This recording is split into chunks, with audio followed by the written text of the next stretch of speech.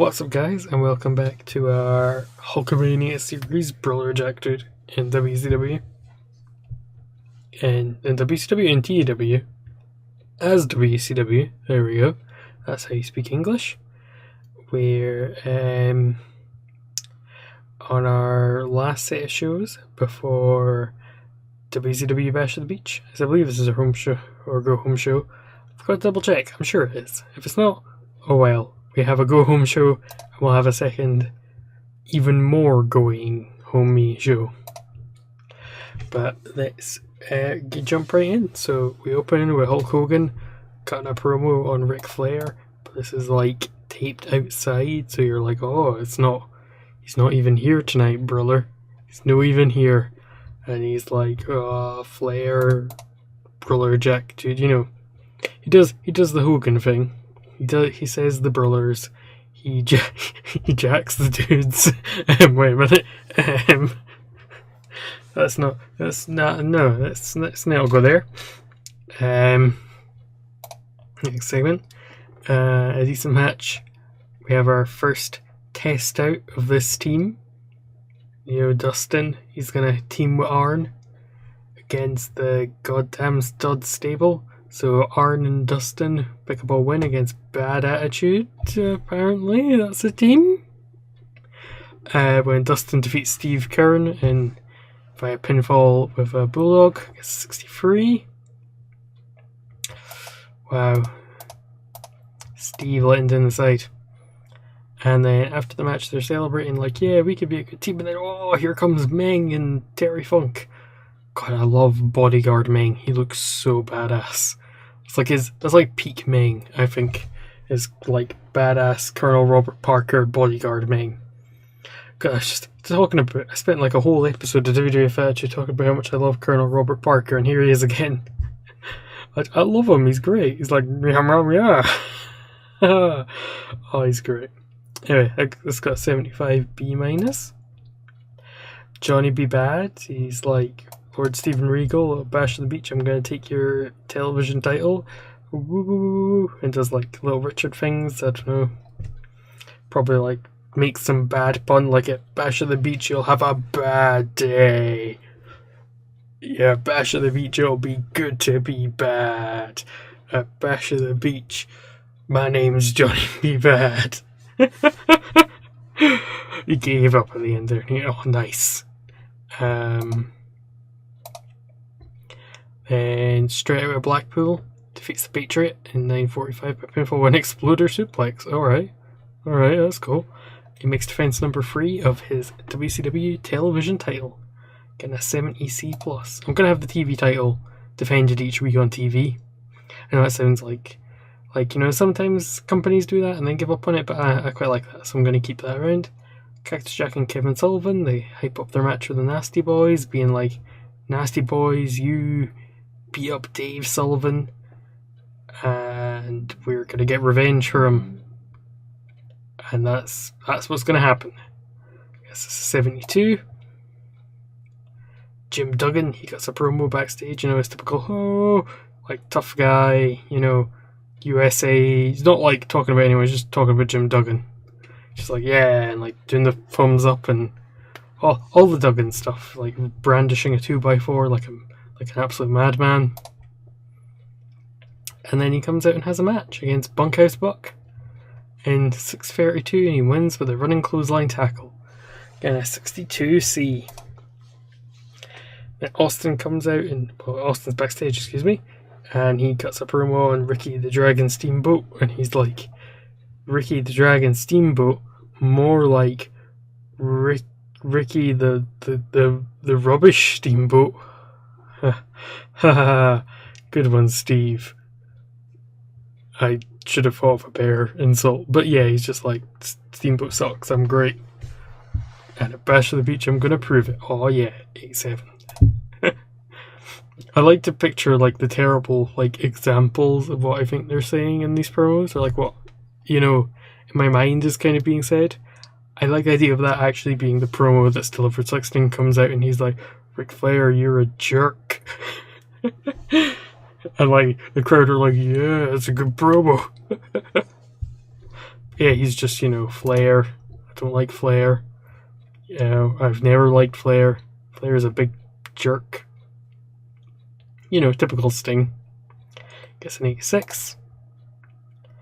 A decent match, the Guardian Angel defeats Ron Simmons in 8:14 by pinfall with the Bubba Slam. I think you mean the Guardian Angel Slam trademark. 73B minus for that match.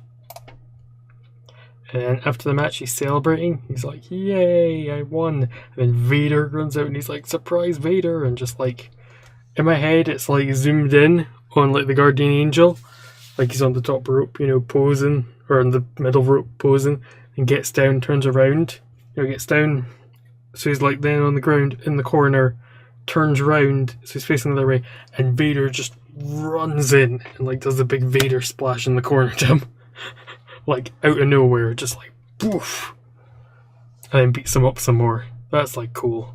Oh man, that's actually quite a cool segment. I guess a 68C plus. Ric Flair cuts up a promo. He's like snip, snip, snip. He cuts a promo, hyping up his match with Hogan. He does his Ric Flair thing. He's like, Hulk Hogan's the best, I'm the best, woo, etc. Starts strutting about and yelling and doing all the Ric Flair things. It's a 91A because he's the best. And our main event of the evening, oh man, big tag team main event, boys. It's a go-home show when there's a big tag team main event. But it had great wrestling and good heat.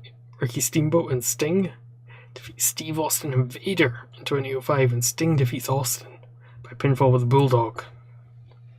Who was the best wrestler in the ring? Vader, of course he was, then Sting, then Steamboat, then Austin. That Steve Austin kid, he's no pulling his weight. It's AE. B and Hulk Hogan and Ric Flair backstage, because like you thought Hogan wasn't here and he was, and then he sees Flair and Flair's all like woo, and Hogan's like brother, brother, brother, he's like woo, he's like brother, brother, brother, and then the two of them just run at each other and they start like brawling. It's a big crazy pull apart brawl, and then a bunch of road agents and staff show up and they're pulling them apart. Gene Okerlund's like whoa, that way he'd overreact to like any sort of backstage confrontation he was near. That's what Mean Gene's doing. Like Jimmy Hart's there, and he's like, "Oh, come on, baby, don't do that." And then he's like, Hogan does it anyway. He does a leg drop on concrete because that would be sensible. But yeah, there you go, 100 star for main angle. See what our overall show rating was. I'm gonna think 86. Hey. I'm genuinely quite impressed. I guess that exactly right. Wow, that's kind of creepy. Our popularity is up in 39 regions. So we'll stop right here and we'll be back. Oh boy, I know you're all excited with your WCW main event B show. Yeah. Exciting B show. Woo! What's up, guys, and welcome back to our WCW series in TEW. In fact, why am I saying welcome back? It's the same episode. Goofed. Classic gag. Yeah, but we're back now with WCW main event. Oh man, it's pretty exciting. It's a pretty exciting B show. So we have Jean-Paul Levesque. He cuts for an inch backstage promo. And actually cuts for an inch backstage promo. He's like, "Hello, I am Jean-Paul Levesque." It just does that, a lot of that like thing that I don't know what that why is it like Tim Allen noise. But he does that kind of thing that like is very stereotypical for entering, and then he's like, "I am Jean-Paul Levesque." I can't think of anything else. He's just talking about himself, being like, "I am better than you because I'm Jean-Paul Levesque and I'm fancy." And then Eric Watts defeats Big Bad John. Pretty great match. Oh yeah. Ron Simmons gets a backstage promo. He's like, "I'm Ron Simmons. I was an American footballer, and now I'm a wrestler. I'm Ron Simmons." There's my Ron Simmons promo for you all. Then he beats Bobby Walker in 319 with the Dominator in a 55. Oh my god. Bit of a difference. DDP got a backstage promo in a 57C-. He's like, I'm DDP, I've got a cigar, I'm pretty cool. And then he beats Brad Armstrong in 805 with a diamond cutter in a 58C-. Harlem Heat's backstage promo gets a 61. They're just like, Harlem Heat, we're great, sucker, various generic Harlem Heat things. I should probably bring in Sherry and put her with them. I always like Sherry and Harlem Heat. I might do that. Oh, I'm giving away booking notes in this series. Gasp. Arn Anderson cuts a promo hyping up his match with Terry Funk in a 76B-. Arn's like, gonna kick your ass, Terry, for being a jerk to Justin. I'm gonna beat up Meng too. And then I'll probably beat up Colonel Robert Parker as well. Whoa. And our main event, a match that I think would be pretty cool.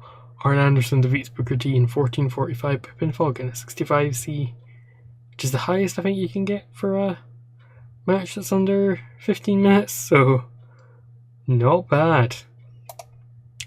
That match might come back again at some point. End the show, please. 66C+. So we're doing pretty good so far, I'd say, in this series. And next episode, I believe it's WCW Bash at the Beach. Oh man, I hope you guys are all as excited as I am for Bash at the Beach. It's going to be crazy, unless it's not next episode, in which case ignore this part of the episode. But anyway, hope you enjoyed this episode. If you did, leave a like, comment with like how much you're enjoying this WCW Hulk Hogan wild ride, and tell me what your favourite WCW main event moment was. I know what you're thinking. How could I name them all? But, you know, it's bound to be one of them. You'd probably like that time Duggan wrestled Big Bubba Rogers on it. That happened, I think, once, probably. But anyway, I'll see you in the next one. Bye.